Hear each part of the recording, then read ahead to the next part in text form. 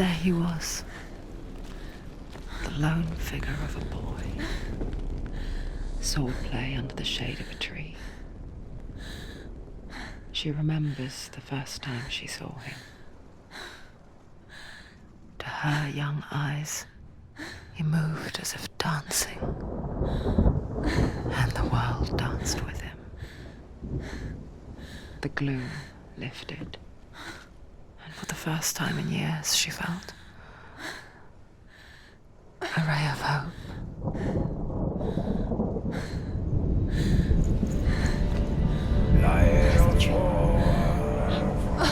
Where is he? He's there. Where is he? He's there, under the tree. You can see him. Come, you have to keep. Dillian, go waiting. Keep going. There's the tree. Where is he? He's there. Where is he? He's there, under the tree. You can see him. There he is. Come, you have to keep. Dillian, go waiting. You keep going.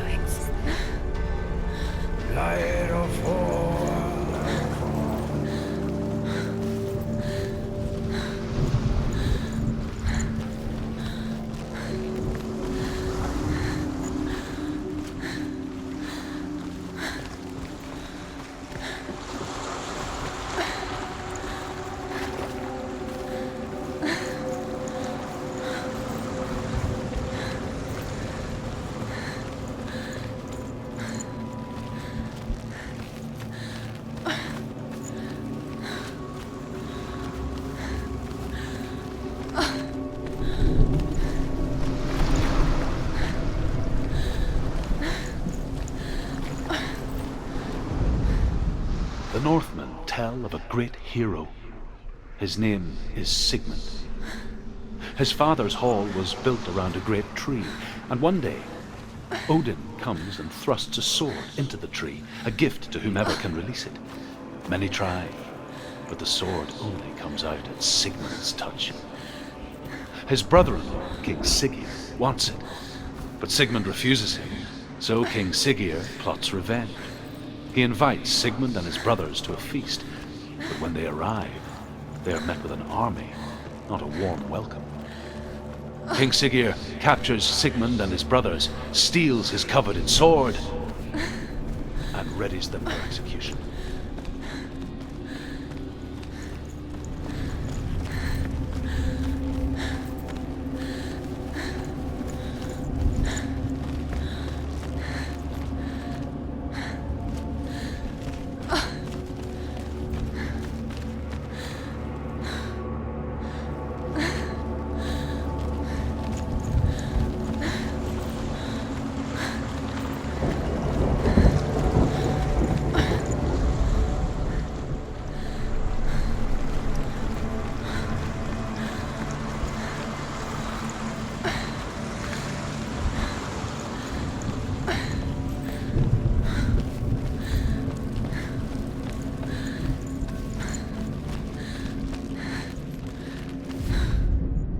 Death for Sigmund and his brothers seems certain. But the king's wife is Sigmund's sister, and she begs for mercy and implores the king to chain them up instead. He agrees. Not for mercy, though, but because he plans an even more cruel and lingering death. Chained to a tree in the forest that night, a she-wolf comes and devours one of Sigmund's brothers. She returns, ravenous, night after night, until only Sigmund is left. The next day, Sigmund's sister sends a servant with honey to smear on Sigmund's face. But to what end? Well, that night, when the she-wolf appears again, you'll never guess what happens.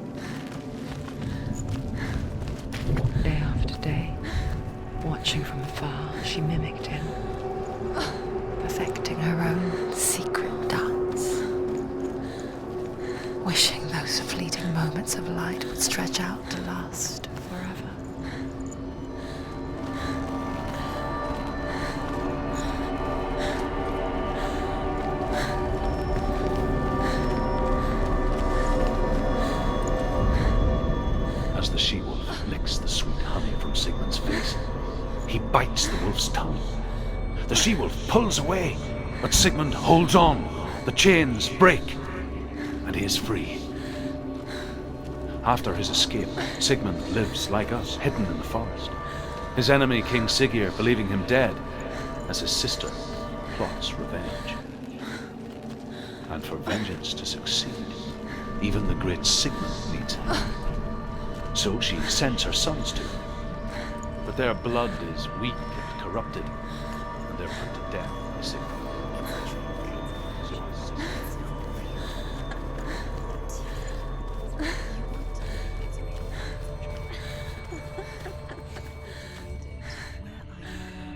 Where is she going?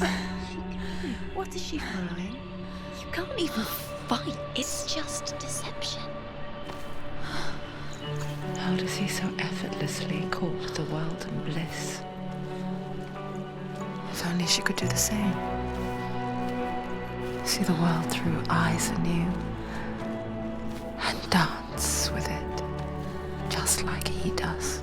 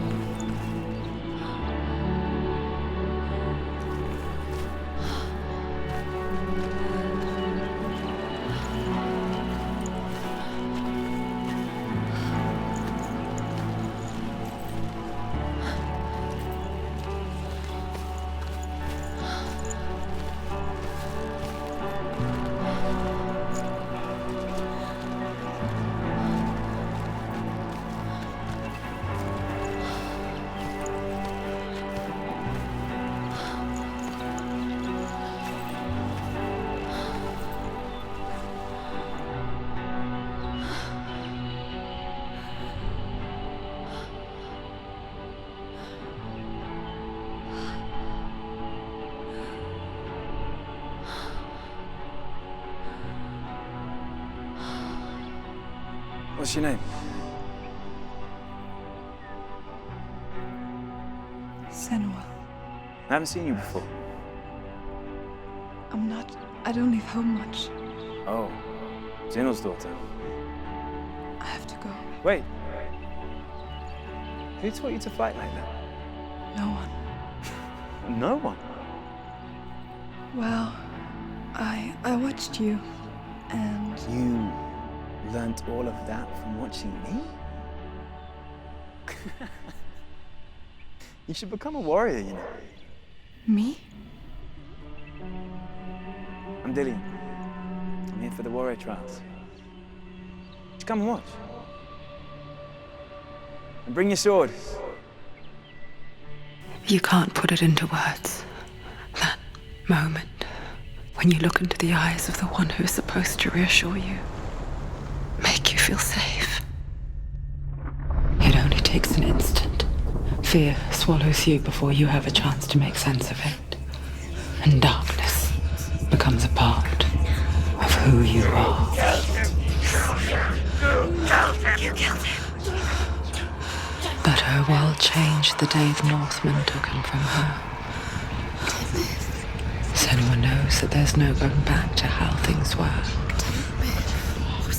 That there's nothing to go back to at all. Stay still, stay quiet, hide, don't tell her. Their gods can see into your mind. They will use this power to destroy They you. won't stop me. I can still feel it. Whatever's left of him, they will never let him go. I'm not gonna let him rot here. You're the one rotting here. Leave me alone. You will die here, No. and all your suffering will have been for nothing.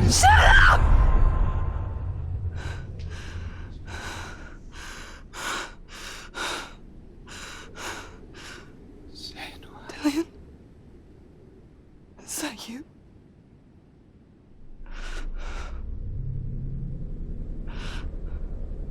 I'll find you, my love. I promise.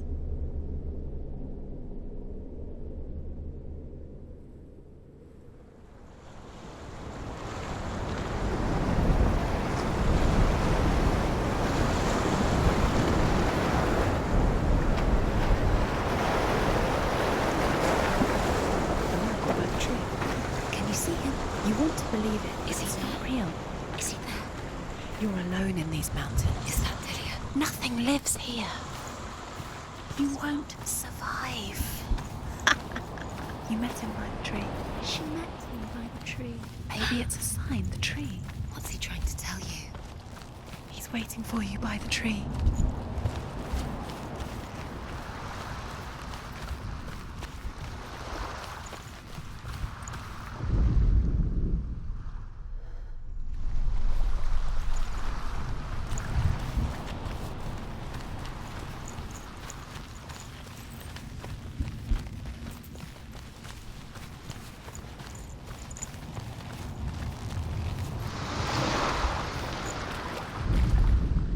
Sigmund's sister trades shapes with a sorceress, and in disguise, she lies with her own brother. She gives birth to a son named Sinfjotli. After a time, she sends him to the forest to Sigmund. He tests the boy and finds him strong and fearless, and so they go to take their vengeance on King Siggeir. But luck is not on their side. They're captured, and Siggeir has them buried alive.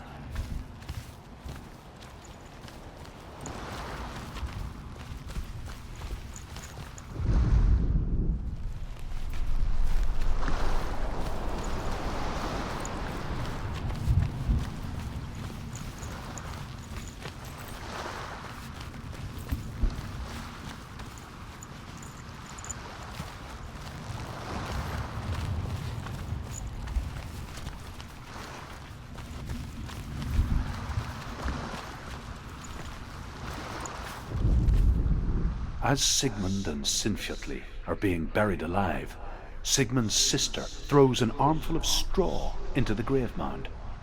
Hidden in the straw is Sigmund's sword, the gift of Odin. They cut their way out of the grave mound and set fire to Siggeir's hole. The king burns to death. Sigmund calls to his sister to come out so that she may live and be honored. She does come out, but only to tell him the truth. That she had slept with him, her brother, to beget a strong avenger. Gramr, she says, and walks back into the fire. Striking.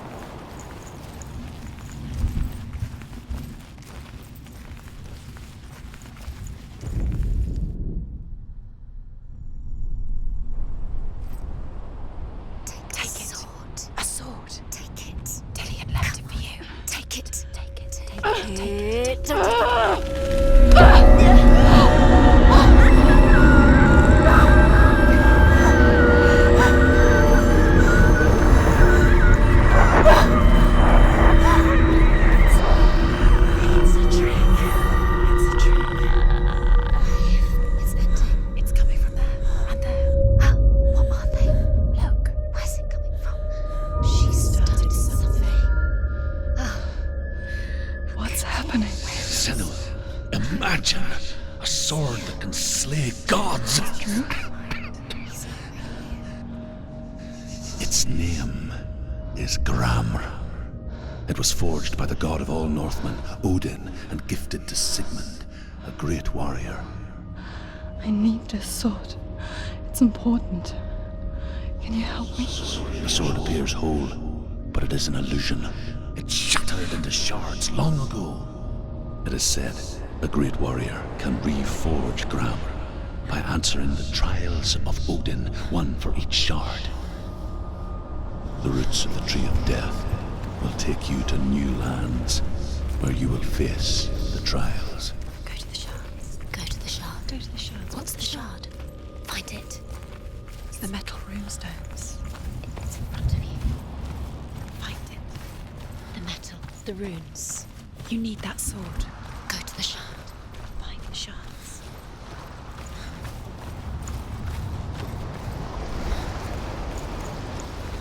Where is that? Find it. There it is. Focus. There's the shard. Focus. Focus. Use your eyes.